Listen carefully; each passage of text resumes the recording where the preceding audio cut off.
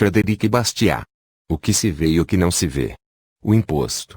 Seguramente já lhe aconteceu ouvir o seguinte: o imposto é o melhor investimento que existe, é um orvalho que fecunda.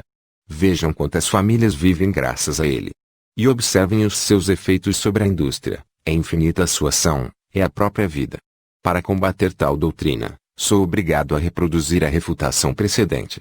A economia política sabe muito bem que seus argumentos não são tão divertidos assim para que se possa afirmar, repetita placente, a repetição agrada. É por isso que, como Basílio, ela adaptou o provérbio às suas conveniências, colocando em sua boca da seguinte maneira: repetita docente, a repetição ensina. As vantagens que os funcionários encontram ao receberem seus salários é o que se vê. O benefício que resulta disso para os fornecedores em geral é o que ainda não se vê. Isso cega aos olhos do corpo. Mas as desvantagens que os contribuintes experimentam ao terem que pagar é o que não se vê, e os danos que isso acarreta para os fornecedores é o que não se vê mais ainda, embora eles devessem saltar os olhos da inteligência. Quando um servidor público gasta, em benefício próprio, 100 soldos a mais, isso implica em que um contribuinte tenha 100 soldos a menos em seu próprio benefício. Mas a despesa de um servidor público se vê, porque ela se concretiza, enquanto que a do contribuinte não se vê, porque, infelizmente, ele não adquire nada. Compare-se a nação a uma terra ressequida, e o imposto, a uma chuva fecunda. Muito bem. Mas o que se deveria perguntar também é onde está a fonte que gera essa chuva e se não é exatamente o imposto que traz a umidade para o solo e lhe tira a sequidão. Dever-se-ia também perguntar ainda se é possível que o solo receba mais dessa água preciosa da chuva do que perde pela evaporação. O que há de praticamente certo é que ao pagar 100 soldos ao fisco, Jacques Bonhomme não recebe nada em troca. Já quando um servidor público gasta esses soldos, Jacques Bonhomme só se beneficia deles indiretamente, ou seja, recebe em troca o equivalente em trigo ou em trabalho. Mas o resultado final mesmo é a perda de 5 francos, ou seja, 100 soldos, por parte de Jacques Bonhomme.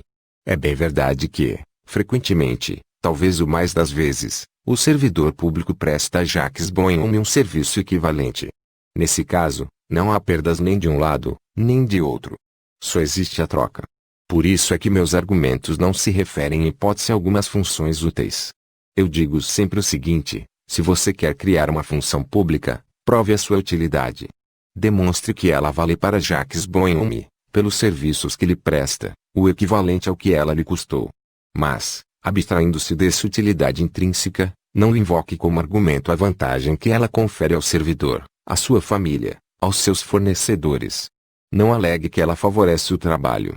Quando Jacques Bonhomme paga 100 soldos a um servidor em troca de um serviço realmente útil, isso equivale exatamente ao fato de lhe pagar 100 soldos a um sapateiro por um par de sapatos. Toma lá, dá cá. E todos estão quites. Mas quando Jacques Bonhomme dá 100 soldos a um servidor para não ter em troca nenhum serviço ou, até mesmo, passar por humilhações, é como se ele estivesse entregando seu dinheiro a um ladrão. É inútil dizer-se que o funcionário vai gastar os 100 soldos em prol do trabalho nacional. O mesmo teria feito o ladrão. O mesmo teria feito Jacques Bonhomme, se ele não tivesse encontrado em seu caminho nem o parasita extralegal, nem o parasita legal. Habituemo-nos, pois, a julgar as coisas não somente pelo que se vê, mas também pelo que não se vê. No ano passado, eu pertencia à Comissão de Finanças, pois, na Constituinte, os membros da oposição não eram sistematicamente excluídos de todas as comissões. Quanto a isso é preciso que se diga que a Constituinte trabalhava sabiamente. Ouvimos o Sr. Thiers dizer: passei minha vida combatendo os homens do partido do governo e do partido da igreja. A partir do momento, porém, em que o perigo comum nos aproximou, a partir do momento em que eu passei a frequentá-los, que eu os conheci, que nós nos falamos abertamente, dei-me conta de que eles não são esses monstros que eu havia imaginado.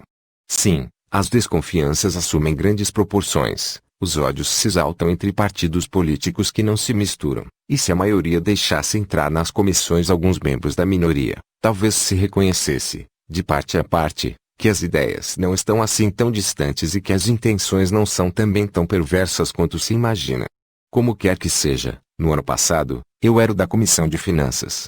Cada vez que um de nossos colegas falava em fixar numa cifra moderada os ganhos do presidente da República, dos ministros, dos embaixadores, alguém lhe respondia: Para o bem do serviço, é preciso que certas funções tenham brilho e dignidade.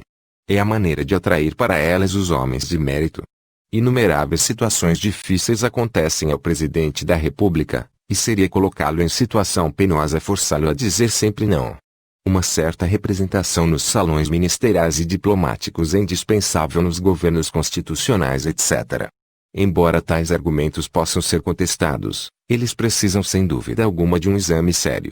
Baseiam-se no interesse público, bem ou mal apreciado. E, quanto a mim, dou-lhes mais importância do que muitos de nossos catões que são movidos por um espírito estreito de mesquinharia ou de ciúme. Mas o que revolta a minha consciência de economista, o que me faz enrubescer por causa do renome intelectual de meu país, é quando se chega, e isso é infalível, a seguinte banalidade absurda e sempre favoravelmente aceita. Aliás, o luxo dos grandes funcionários estimula as artes, a indústria, o trabalho. O chefe de Estado e seus ministros não podem promover festas e recepções sem fazer correr vida nas veias de todo o corpo social. Reduzir seus salários é diminuir a indústria parisiense e, com isso, a indústria nacional. Por favor, senhores, respeitem ao menos a aritmética e não venham dizer diante da Assembleia Nacional da França, pensando que, envergonhada, ela venha aprovar o que dizem, que uma soma dá uma soma diferente, caso ela seja feita de cima para baixo ou de baixo para cima. O quê? Eu vou me arranjar com um biscateiro para que ele faça uma vala no meu terreno por 100 soldos. No momento de concluir a obra, o cobrador de impostos pega meus 100 soldos e os passa para o ministro do Interior. Meu trato com o biscateiro se rompe, mas o senhor ministro terá um prato a mais no seu jantar. Com base nisso você ousa afirmar que essa despesa oficial é um acréscimo para a indústria nacional.